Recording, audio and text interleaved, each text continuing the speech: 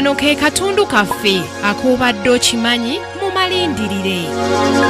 Kano Muammar al-Gaddafi ng'akuze mu myaka era ng'amaze okuwamba entebe mu 1969 ng'omuntu yenna akuze yafuna mukyala we yasooka Fatah al-Nahol ng'ono bawangaala omwaka gumu olwo n'afuna Safia Faskash mu 1970 ng'ono yabeera naye okutuusa okufa.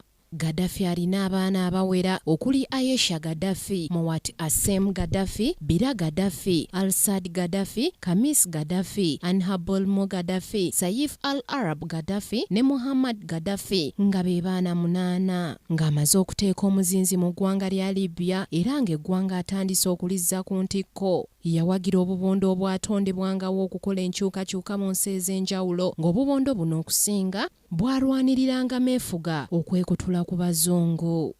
Yafunanga obuyambi okuva mu nsi omwali Abawalabu okuli Misiri, Siriya ne Sudan okusingira ddala nga baamuvujjiriranga ebyokulwanyisa ssaako n'ensimbi ez'okweyambisa. Mu 1973 yaleeta enkola gye yayita Third Universal Theory eyali egaana enfuga y'abafuzi b'amatwale eyali ekolebwa abazungu wabula n'ekubiriza abantu okwagala ensi yaabwe. Buli kye yakolanga okutegeera kwe kwonna yakwesigamyanga ku Buyisiraamu ssaako n'ekitabo kya Kuruhaani. Yagunjaawo enkola n'enteekateeka ez'enjawulo ng'okuva mu 1975 okutuuka 1978 yaleeta 3 short volumes of Third Universal Theory nga bino yabiwandiika mu kitabo kye kya Green Book nga kino kyali kinnyonnyola obukugu bwe mu by'obufuzi ssaako n'okukuba omumuli mu bizibu bya Libya bye yasanga ng'anoonya ameefuga gaayo n'enfuga eya demokrasiya n'okutumbula enkola ze. Abantu bangi baamutenderezanga nnyo olw'okukyusa Libya. Mwana wattu n'amera amalala ne yeerabirira ddala nti amalala gakulemberwa kigwo. Anti yatandika mpolampola okuseebengerera ensonga z'amafuta n'atandika okuzidobonkanya omusolo n'agukwata mu ngeri y'agadibenga lye.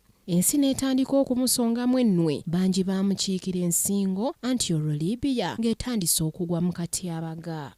Akakiiko k'abantu 12 aka Revolutionary Command Council kalombebwa ne kabuuzibwa kajjogi w'ebibuuzo ng'embeera eno yaleetera n'abasibe abaali mu makomera nga baasibwa olw'ensonga ezeekuusa ku by'obufuzi okuttibwa Gaddafi.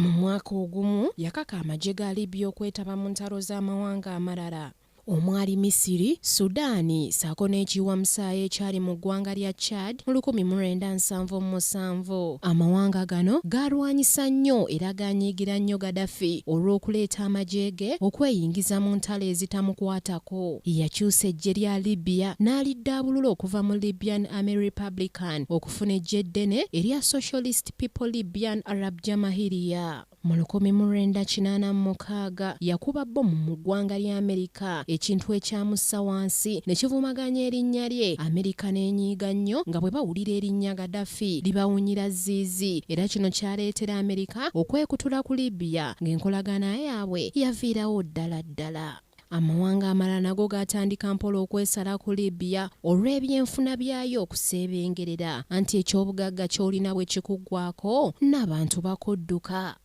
Olunaku olw'enkyalindirira Libya ng'emaze okugootaana ng'emaze okugwa mu katyabaga ddala biki ebyaddirira. Ku lwa Kingdom TV amalindirire Samali Kisaache.